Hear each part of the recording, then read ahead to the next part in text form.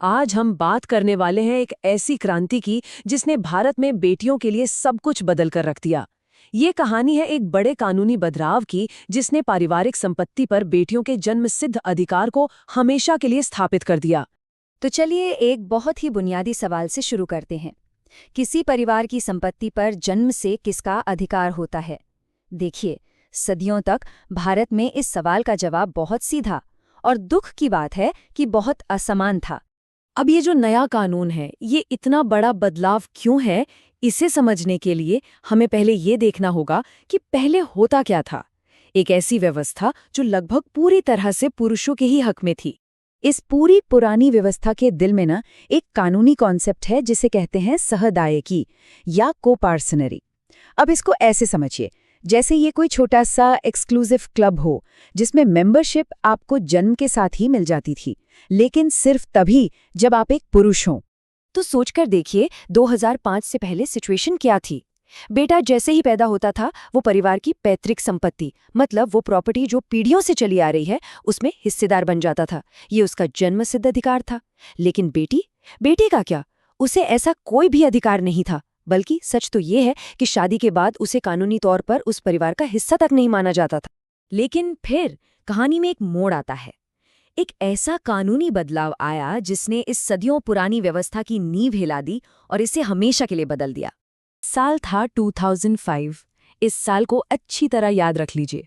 ये वो साल था जब भारतीय कानून ने जेंडर इक्वालिटी की तरफ एक बहुत बड़ा, एक ऐतिहासिक कदम उठाया। और इस बदलाव का नाम था हिंदू उत्तराधिकार संशोधन अधिनियम 2005।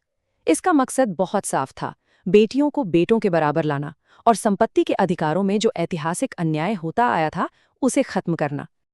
अब इस कानून को लागू करने में ना 2 तारीखें बहुत बहुत जरूरी हैं। पहली है 20 दिसंबर 2004।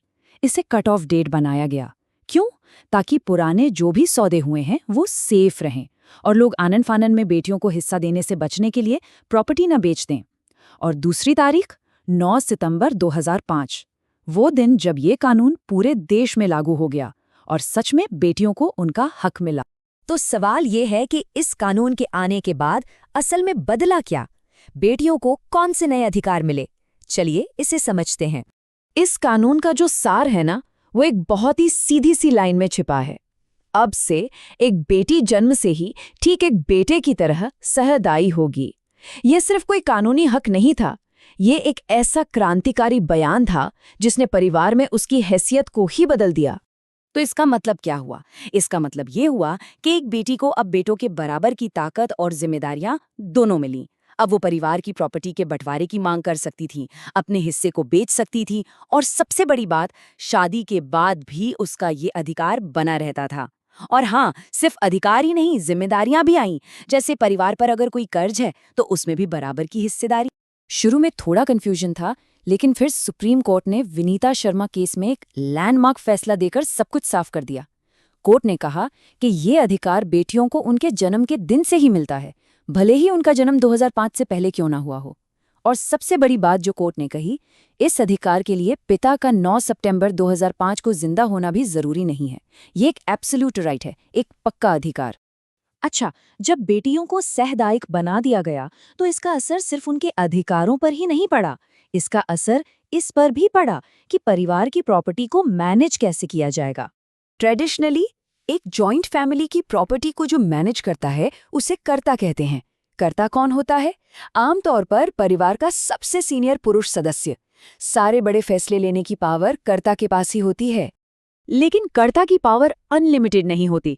सवाल यह है कि वो प्रॉपर्टी बेच कब सकता है? तो वो सिर्फ 3 सूरतों में ऐसा कर सकता है। पहली, किसी कानूनी जरूरत के लिए, जैसे कोई जरूरी कर्ज या टैक्स चुकाना हो। दूसरी, संपत्ति के फायदे के लिए, मान लीजिए कोई ऐसा इन्वेस्टमेंट जिससे प्रॉपर्टी की वैल्यू बढ़े।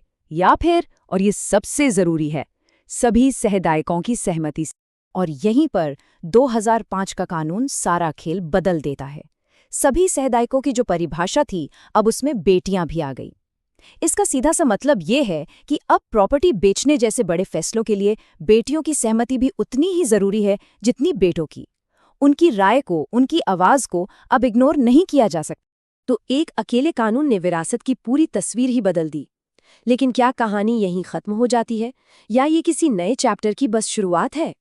अगर हम इसे समाप्त करें तो 2005 के इस कानून ने एक बहुत बड़े ऐतिहासिक अन्याय को सुधारा। इसने सहदायकी, जो सदियों से सिर्फ एक मेल ओनली क्लब था, उसके दरवाजे महिलाओं के लिए भी खोल दिए, उसे जेंडर न्यूट्रल बना दिया। तो अब ये सब जानने के बाद एक आखिरी सवाल मन में आता है। जब एक बेटी को बेटों के बराबर के अधिकार और जिम्मेदारियां मिल गई हैं, तो क्या वो परिवार की अगली कर्ता भी बन सकती है? क्या परिवार का मुखिया और मैनेजर एक महिला हो सकती है? इस सवाल का जवाब ही शायद भारत में परिवार और बराबरी का भविष्य तय करेगा।